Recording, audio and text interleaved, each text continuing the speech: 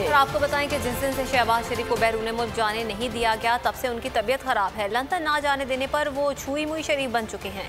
وزیر اعظم کے معاون خصوصی شہزاد اکبر کی پریس کانفرنس کہا شہباز شریف کا تازہ چٹکلا ہے کہ انہیں ہراساں کیا جا رہا ہے۔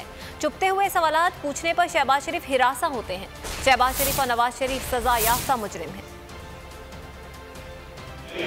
دوسرا ہفتہ شروع ہو گیا، میرا خیال ہے یہ ہونے والا ہے۔ اس میں ان کو اچانک خیال آیا کہ وہ جو 22 جون کو میں گیا تھا مجھے ادھر ہراساں کیا تھا، تو یہ اصل میں جب سے یہ لنڈن نہیں ان کو جانے دیا گیا اس دن سے یہ ایک چھوئی موئی شریف بن چکے ہیں۔ بات بات پہ یہ ناراض ہو جاتے ہیں۔